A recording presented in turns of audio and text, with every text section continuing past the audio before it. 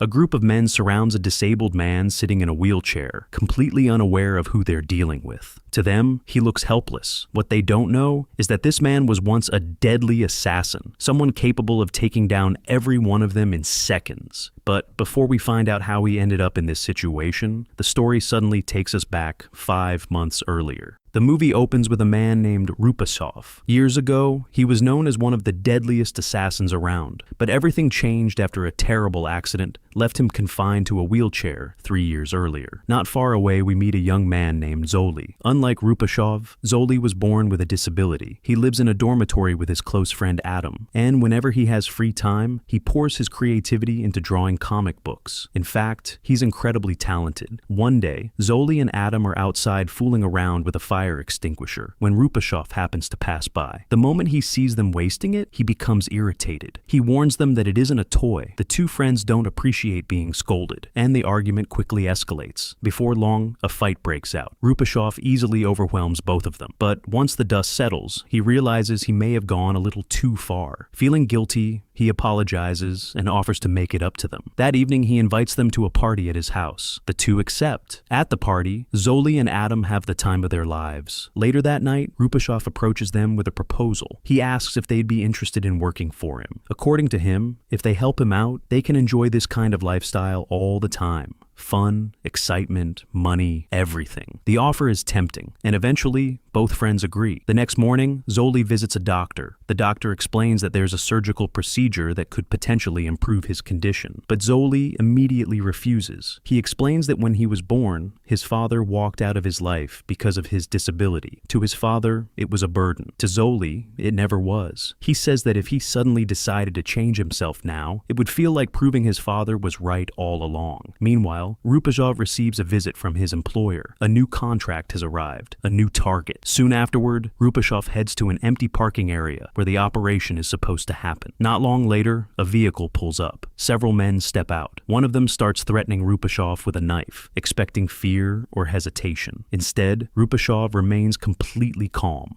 The man gets closer and strikes at his leg. Still, no reaction. Rupasov simply looks at him and explains that he can't feel anything in his legs anymore. In other words, the attack accomplished nothing. Then he casually removes the blade and tosses it aside. The group takes this as an insult. One of them kicks his wheelchair, sending him rolling backward. And right here, they make a very serious mistake. Rupasov pulls out a firearm. Within seconds, he neutralizes the entire group with frightening precision. A short time later, an ambulance arrives. Inside is a nurse named Zita. As it turns out, she already knows Rupasov. While treating his injuries, the conversation becomes more personal. It's obvious that Rupasov has feelings for her. Gathering some courage, he asks whether she'd like to go see a movie with him after her shift ends. Zita immediately understands what he's really asking. She's kind about it, but honest. She tells him she's already engaged. Then she leaves. The rejection hits hard. He starts drinking heavily. At his lowest point, he even considers ending everything, but eventually he pulls himself back from the edge. Not long after, his employer returns with payment for the previous mission, but before leaving, the boss issues a warning. He says Rupasov has always worked alone. Lately, however, it seems like someone has been helping him. The boss doesn't like that. Additional people mean additional risks, and risks get everyone killed. Once he's gone, we discover the truth. The people helping Rupasov are none other than Zoli and Adam. That revelation leaves Rupasov with a difficult decision to make. After thinking it over, he visits Zoli at the hospital. He tells him that from now on, he doesn't want their help anymore. He'll handle everything by himself. But Zoli disagrees. He points out that the previous jobs would have been far more difficult without their support, maybe even impossible. He reminds Rupasov that all three of them share something important in common. People underestimate them. Nobody suspects them. Nobody watches them. Together, they're far more effective. Eventually, Rupasov softens. He agrees to keep them around. After finishing therapy, he heads straight to the hospital to see Zita one more time. He's carrying flowers. Not because he expects her to choose him. Not because he's trying to change her mind. He simply wants to wish her happiness before her wedding. But as soon as he arrives, he sees her embracing her fiancé. The sight instantly crushes whatever hope remained. Without saying a word, Rupasov turns around and walks away. Soon, he meets with his boss again. This time, the target is a highly important man who's constantly surrounded by security. He rarely leaves public places, and getting close to him is almost impossible. The boss leaves the details and the payment behind, making it clear that the rest is up to Rupasov.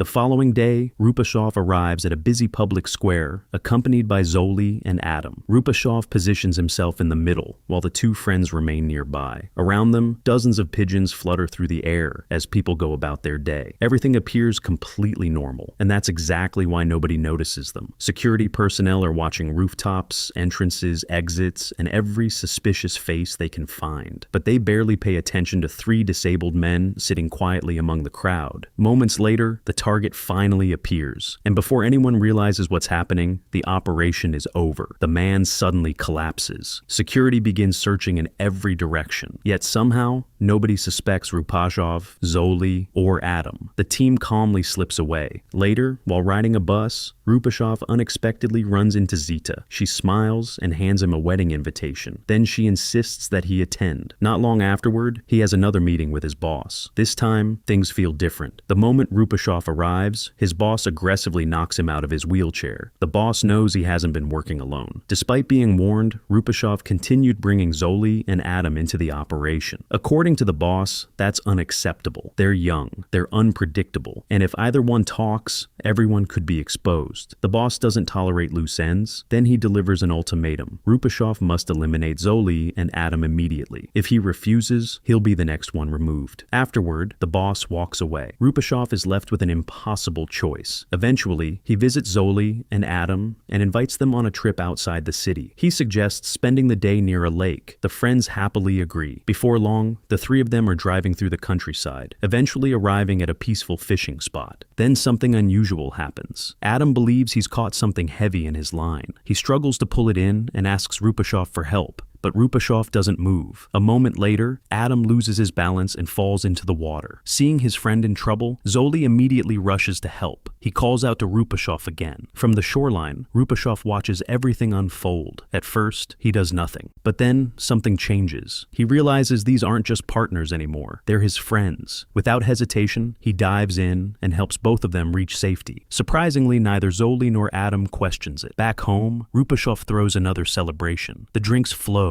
The mood is light, and eventually, after having too much to drink, he reveals a secret he's been carrying for a long time. He's still in love with Zita, even though she's about to marry someone else. His friends immediately encourage him not to give up. The next day, they help him prepare. They even position him on top of a vehicle so he can speak to Zita face to face without the wheelchair between them. Rupashov knows exactly when her shift ends. He knows when she usually comes home, so he waits and waits and waits. Hours pass. But Zita never arrives. Eventually, disappointment wins again, and he leaves. Soon after, another job comes in. His boss wants a powerful drug dealer removed. The payout is enormous, far larger than any mission before it. Rupashov agrees, but with one condition. This will be his final assignment. Once it's finished, he's walking away from everything. His boss reluctantly accepts. After all, nobody completes jobs like Rupashov. Later, Zoli and Adam drop him off outside the target's heavily guarded property. Security immediately stops him at the entrance. They inspect his wheelchair. Satisfied, they allow him inside. Then, the moment arrives. From inside a hidden compartment beneath his wheelchair cushion, Rupashov reveals a concealed weapon. The room erupts into chaos. Years of experience take over instantly. Eventually, the building falls silent. The threat has been eliminated. The job is done. But there's one problem. The exit is locked. Then he hears something even worse. Police sirens. Outside, Adam and Zoli begin panicking. If they don't act fast, Rupashov will be trapped. That's when Zoli comes up with a plan. He tells Adam to break open the door while he distracts the arriving officers. Without wasting a second, he rolls directly toward the police, pulling their attention away. Meanwhile, Adam forces the exit open. By the time officers realize what's happening, the trio is already gone. Against all odds, Rupashov has completed his final assignment. When he goes to collect his payment, his boss takes him somewhere unexpected, a deserted location. His boss reveals that he always knew about Zoli and Adam. He knew Rupashov disobeyed orders,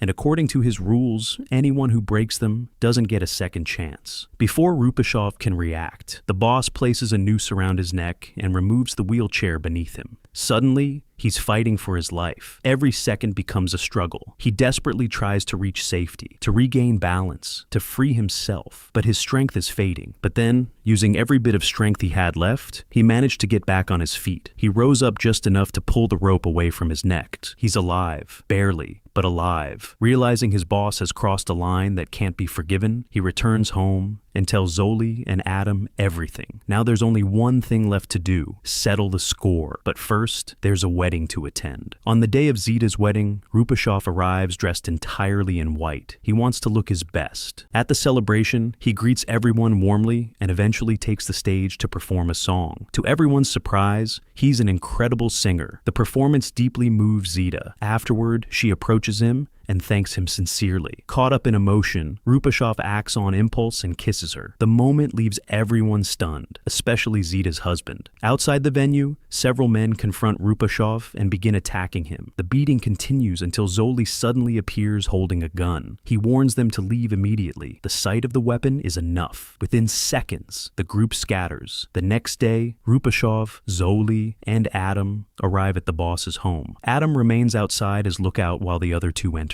When the boss finally appears, he's shocked. He never expected to see Rupashov alive. Rupashov calmly demands the payment he was promised. The boss laughs. Then he makes one thing clear: if Rupashov escaped death once, he won't be so lucky again. Without warning, he releases several attack dogs. Immediately, Rupashov fires at a nearby fire extinguisher. The sudden cloud fills the room, startling the dogs and forcing them away. But now, nobody can see. The boss charges forward holding a knife. A brutal struggle follows. From across the room, Zoli watches everything unfold. He has a gun, yet he doesn't intervene. He waits. Then, once he believes Rupashov has finally died, he turns the weapon toward the boss and pulls the trigger. The boss collapses. At last, the conflict is over. But that's when another truth is revealed. Zoli never joined Rupashov because of friendship alone. He wanted money, enough money to pay for surgery on his legs. After securing the boss's fortune, he takes the cash and leaves. And then comes the biggest twist of all. Everything we've just watched, the entire story, was actually a comic book. A comic written by Zoli himself. Rupashov was never a real person. He was a fictional character created by Zoli, a mixture of two people, his absent father and himself. Zoli had never even met his father in real life. All he possessed was an old photograph. And in the final moments, he sends a copy of his comic book to his father. When his father receives it, he's deeply moved. And with that emotional revelation, the story comes to an end.